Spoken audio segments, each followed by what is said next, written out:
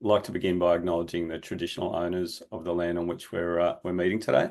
Also like to pay my respects to elders past and present. This is the second time we've hosted a webinar. We've got 4 sessions, so looking forward to hearing what you've got to say today, mate. Hopefully there's no teasing issues. This week I've got control, so any problems, the buck stops with me.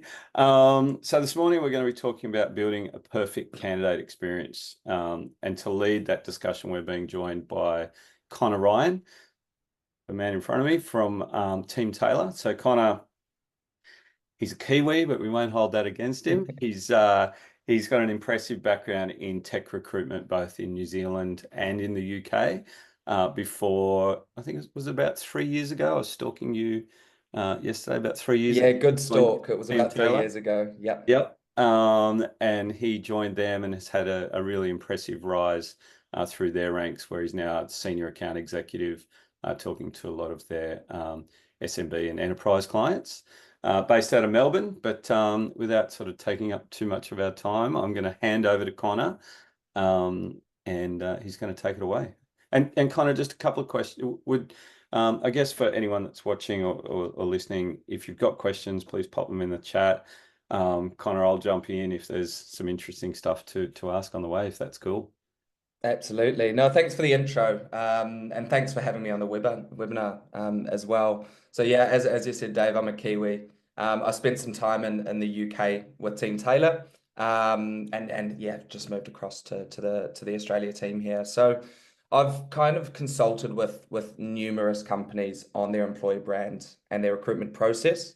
And yeah, I'm excited to speak to you about the experience working with kind of these companies, the challenges that they've faced, and how they have like overcome these via and through employer branding. So I'll share my screen, and we can get some slides up on here Awesome. as well.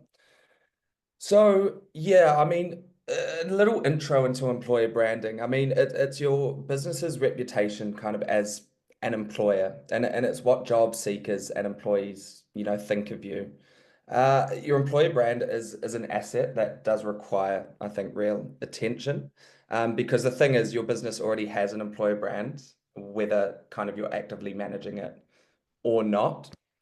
So why, is what are the benefits of having a strong employer brand, firstly, and then we'll talk about how to, draw these out. So virtually kind of every candidate out there, whether, they're active or passive or somewhere in the middle, they'll consider your company's reputation and employer brand, before applying for a job. It's not, only important for recruitment, but it can also impact employee and candidate engagement, employee retention, and recruitment spend as well.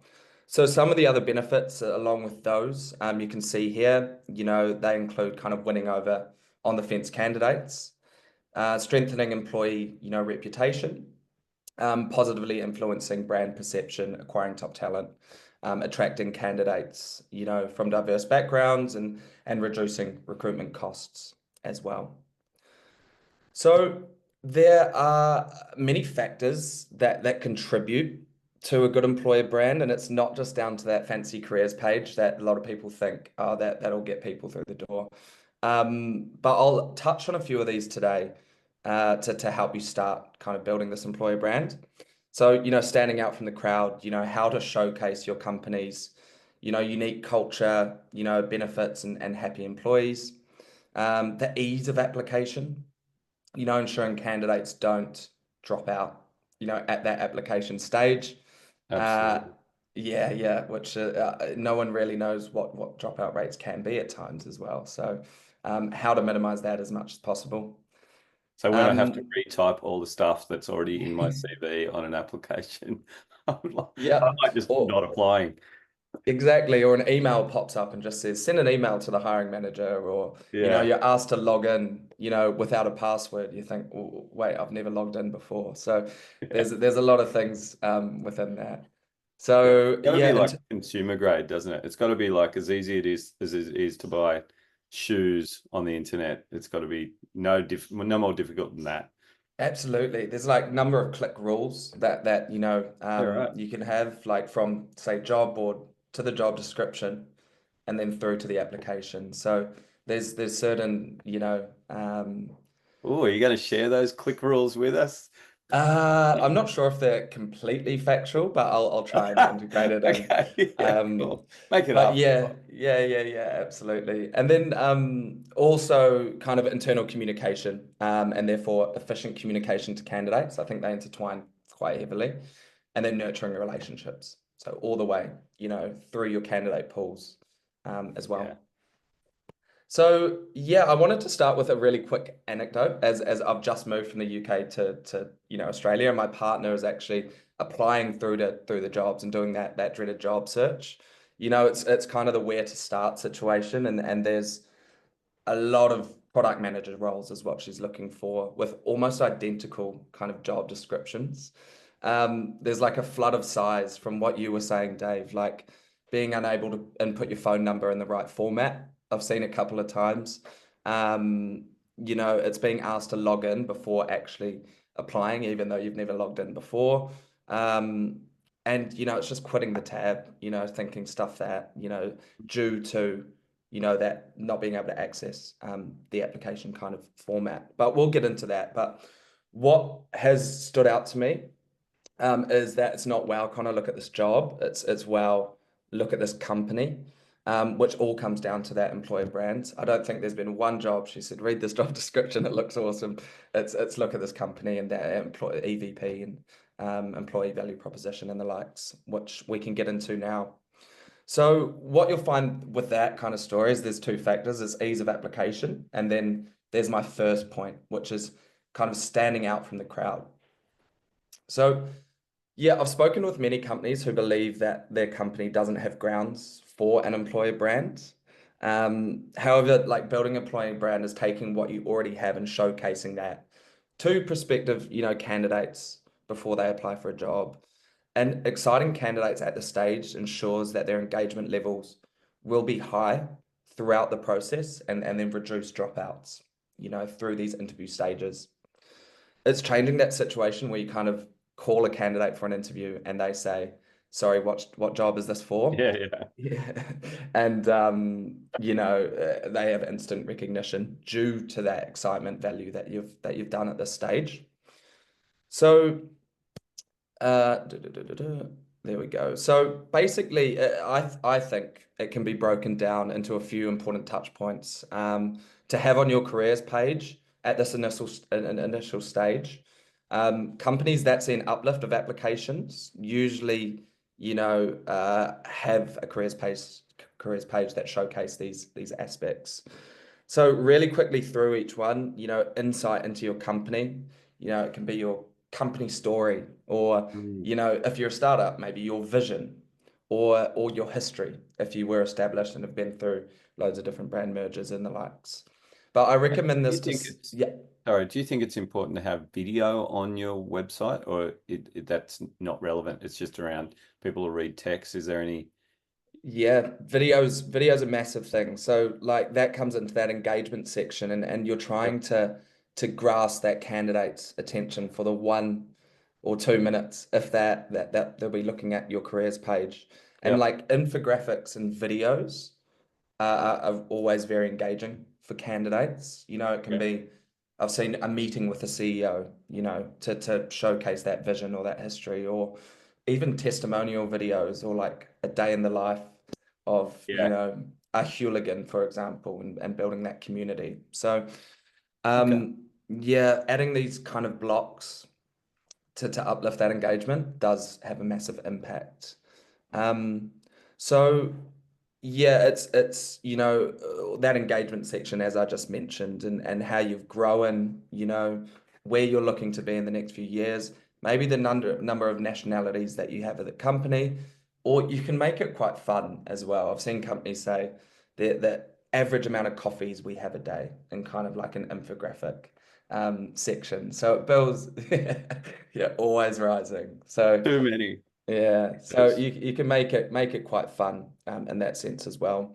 And transparency, I think, is a big thing, and it feeds through the process, but it starts with maybe showcasing your team members or even just your hiring team, because mm, there's a lot of candidates who never actually maybe speak to their prospective employees when they're applying for jobs, don't hear back from them, don't really know who they're reaching out to, and it helps to build trust with the candidate.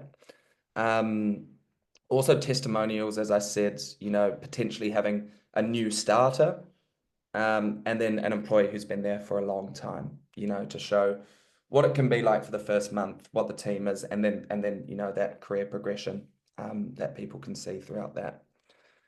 Um, One big thing, and I've made a slide for it for itself, is EVP, and it's part of the standing out. So it's employee value proposition, and it's how you really stand out from the crowd. So you build excitement through your EVP, consisting of things like culture, diversity, perks and benefits, values, as I said, career development, and it feeds into all of those things that I mentioned just before. yep. Um, it's the value that you can offer the candidate in return for the value that they bring to the organization, basically. And it's really important for attracting top talent, for engaging them, but it also shows you how to retain employees. It's kind of no candidate wants to join a revolving door.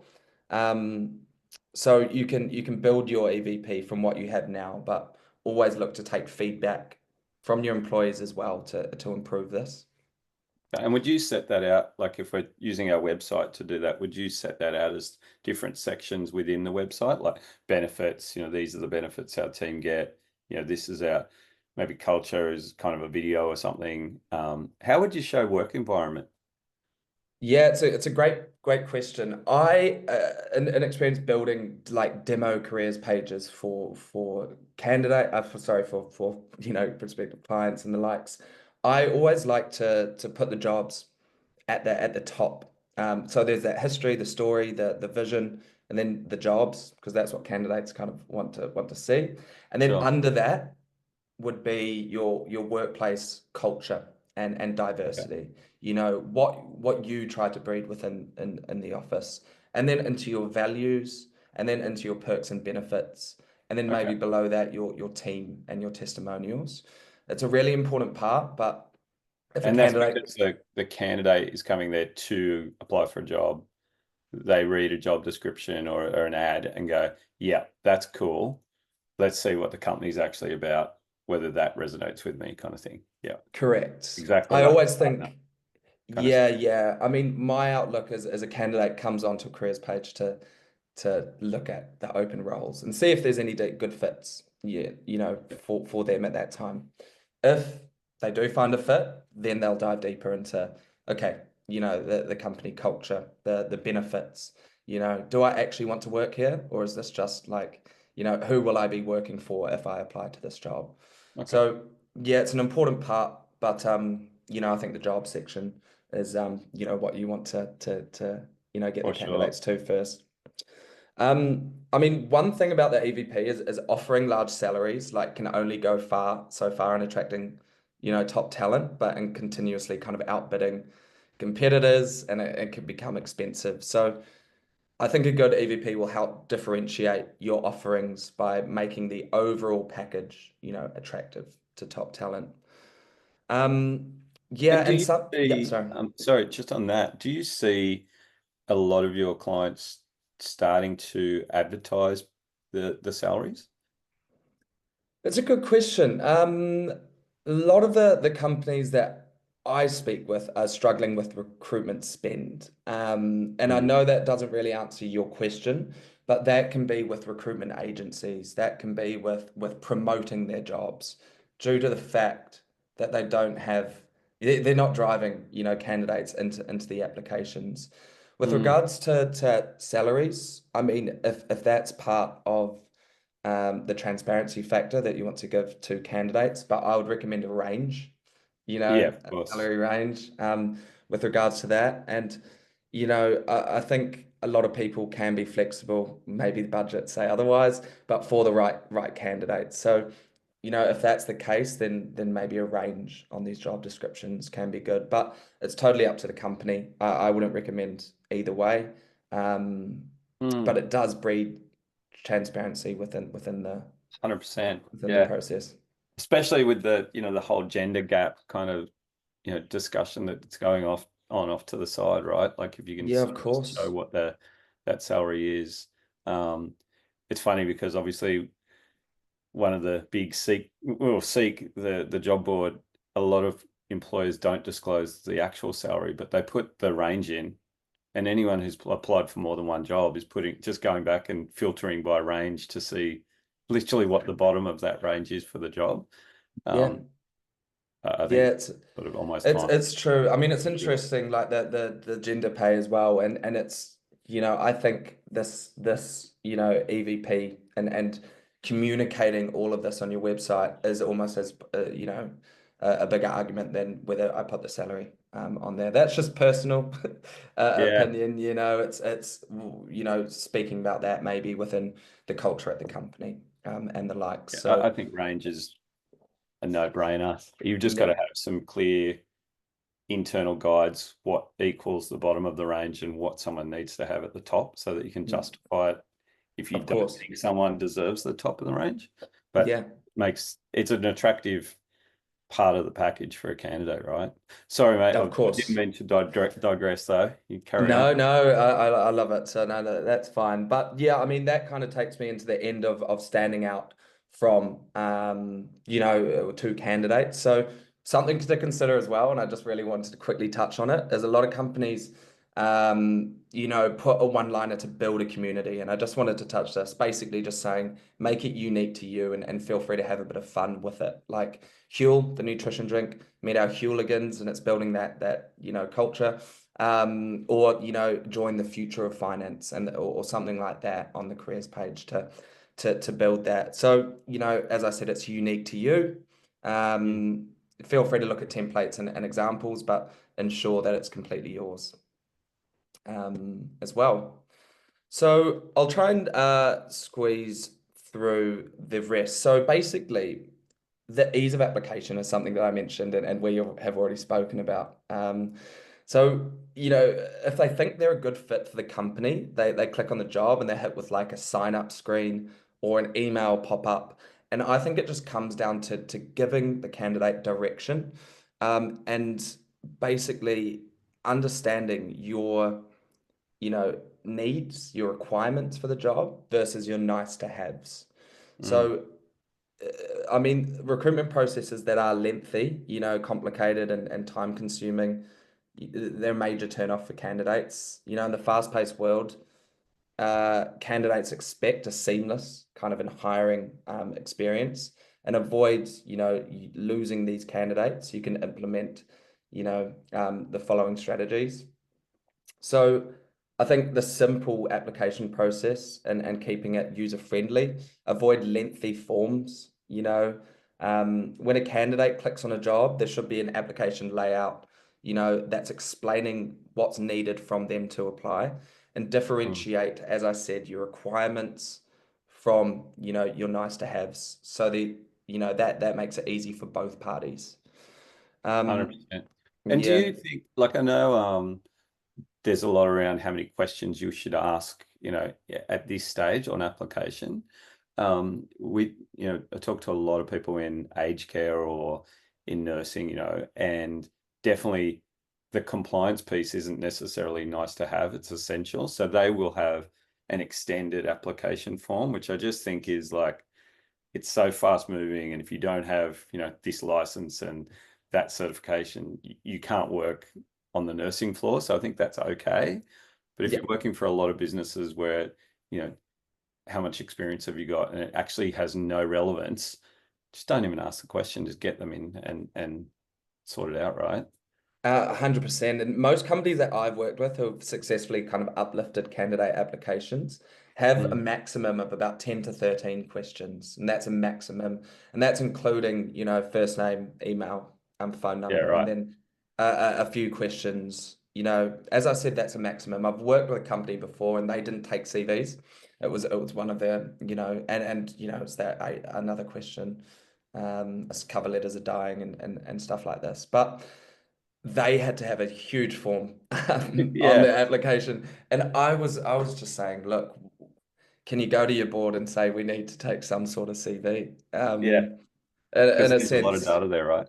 yeah, it's just gonna drop out. Like so many candidates that you don't even know, if they're dropping out unless you can track the analytics of who's actually coming to the page and who's not. So I ensure that always you aren't, yeah, sorry. I always thought that like there's so much money and investment that goes into e-commerce. So if you're going to buy, like I bought dog food this morning, and at some point I go to the same budget dog food place every month, and so after buying about 3 times from them, I ended up saving my credit card there. But Mm. I didn't feel comfortable doing it the first couple of times. It's kind of like creating a password when I'm just applying for a job. I'm like, hang on, why do I have to create a password that I have to remember? It's just this little bit of friction that I didn't have to do on the other job application, and it makes this one not as good. Absolutely. And it just, it will see dropouts. And I think there are some stats in the next section that show the amount as well. And I can do Cool. some digging with some stuff at TeamTailor as well to find out, dropout stages if there's any studies that the team has done too. So don't have it on me right now though. That was a tough one. That's cool. We won't hold you to it. You can Yeah. share it with us later. Yeah, I mean, interactive questions as well is something that I think like a yes or no or a multi-choice or numbers that you can kind of scroll, like what's your salary range or something like that, or how many years experience. It's just not multiple text blocks as well. Yeah. It's not wondering how much they should write for each section. Should I, write my CV, my cover letter Easy, again easy, within here? easy. Yeah. Absolutely. And I mean, there is something called Smart Move that you can use. And basically, it can allow you to move candidates to, the reviewing stage if they do have that, right to work in their country or, they do have a keyword on their CV or say yes to having this qualification. So there are tools out there that you Okay. can use to actually filter candidates based on these requirements and make it Awesome. all really efficient. Yeah, but like an automated email going through to candidates as well is that start of the touch point, which I'm getting onto now, which is the communication with candidates. Um, Basically, from my experience with working with, hiring teams looking to improve their employee brand, efficient candidate communication can be one of the biggest issues. And once you get like the internal communication right and potentially a tool in place or just an open forum for hiring managers and talent teams to see everything rather than emails, threads going here, there, and everywhere, Mm, then you'll be able to understand the touch points and reach out to candidates in tailored ways. Um, so personalizing the experience for each candidate is an important part of this employer brand, I believe. And it makes the candidate feel like they're just not another number. It involves creating a tailored experience throughout that recruitment process as well. So, in post, interview emails or calls, you can feedback on specific answers that they gave, or even, how their house move went on the weekend and the likes as well.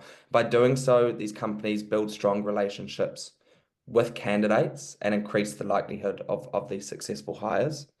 Um, and then I think just with these kind of processes within the recruitment process, setting deadlines around screening, reviewing, interviewing, and offering candidates, it just keeps everyone kind of in an efficient environment to work mm, together on that process. definitely. I've just got a few key touch points here that can be customized for, you can email or text or phone call. And then obviously the decision is probably more professional over the phone or on a call. But yeah, I mean, with regards to this, your Are communication these touch, like yeah. if you were reviewing your candidate experience, these would be the sort of top 11 think my maths is right, 11 sort of points to just really go and have a look at and say, okay, how are we doing on pre-application phase? Or moving down, how easy is it to schedule an interview? Is that what you're suggesting here? Yeah, so I mean, I'm saying when a candidate feels that they're kept in the loop, like Oh, yeah. potentially Okay. through these stages, and Yep. that their Cool. needs are being met, they're more likely to kind of trust the employer and have positive impression on the company, and lead to a better candidate experience and a higher chance of basically the candidate accepting the offer. So providing regular updates is essentially Mm. what I'm saying on their status in the hiring process is it shows that you show value and respect to their time and effort. But every company's process is different, so this isn't like a Bible for the touch points. And it can depend on your recruitment and kind of selection strategy. So you may have, a few interview stages and a reference stage, but like interview reminders and scheduling the interview and the likes, there can be a few touch points around that one thing as well. Yeah, I always think it's like no news is news. So like if you're a candidate and you're hanging on a job, um, there's an element of stress, and like you might be applying for other roles, you may be unemployed, maybe you got a job, um, but if you're not hearing back from the employer that you're applying for the job at, over time your absolute high level of interest starts to dissipate. To at some Correct. point Yeah. you build up some resistance to them. So if they Hmm. take too long to come back to you, you're actually already kind of going, yeah, actually I didn't really want that job. And so a great candidate can also already turn around and become not so interested in you, even though they were 2 weeks ago, just because you didn't communicate. Absolutely. And it's, the application status. Like there's so many candidates that think like, should I call, the Yeah, hiring manager of and see if course. there's an update? And then they get in their head about it. They're like, should I not? And then they're like, this is stressing me out. And it just gives, it's not positive connotations toward the process and therefore towards the company. And then as you said, it's like, well, did I really want that job? So Yeah. yeah, I think, touch points doesn't have to be 11. But No, like, sure. yeah, the touch points within here. So I know that it's almost time, but I'll just quickly touch on nurturing Sorry, mate. relationships. I'm interrupting too Um, much. no, it's great. It's a webinar anyway. So yeah, like nurturing relationships. Basically, it's largely about this, and it's a result of strong employer brand. I think so. Once the recruitment process is over and you've completed kind of the steps above, then candidates will have strong positive connotations around your company as you will have built that employer brand, and then leveraging that for future roles. So creating kind of talent pools or and nurturing these talent pools is really important, for the roles in the future. You can break down kind of, your talent pools into different areas, maybe tech development, sales, finance, and then maybe junior level, mid-level, senior level. And what you can do from here is reach out to your candidates with, roles, and it means that you're still listening to your candidate and still tailoring the information to their needs. And it's quite empowering for candidates to feel recognized, to companies that they've applied for, months ago, for example, and Quick are still question, still Connor. getting these through. Question Yeah, at the go end. for it. Some people may have to drop off, and there's a question. Yeah. Will these slides be shared around? Are you happy to share your slides More after? than happy to share the slides. Yeah, Okay, absolutely. perfect. Happy days. With his phone number and his email address, no doubt. Yeah, of course.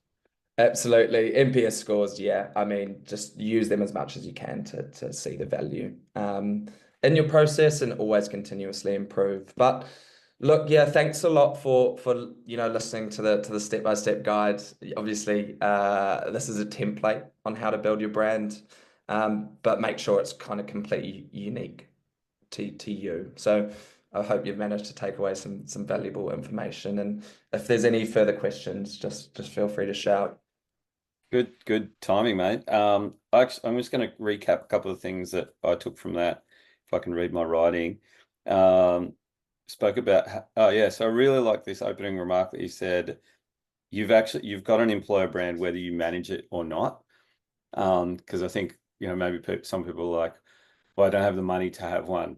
Bad luck, you've already got one. So, and it doesn't seem like it takes a lot of money. It's probably more a little bit of thought that is required. Absolutely. Yeah, yeah. I believe it's more the thought, and it can save money in that sense that you put time into it, Yeah. and then you reduce your recruitment spend and all of the promoting and just And focusing on obviously the you can use a tool like TeamTailor that will help you to automate a lot of this stuff as well. But if yeah, you yeah, know, absolutely. if you don't have the budget for that, there's a lot of things you can do that'll get you close to that. Yeah. There's a lot of big brands that I've spoken to over the years that treat their employer brand very poorly, and they've got really big budgets. You can compete. And then candidates are buying into a company, not a job description. That was really interesting because I could totally see that your partner kind of going, "Hey, check this company out," not like, "Hey, look at this amazing JD." It's like, what? Yeah, yeah, yeah.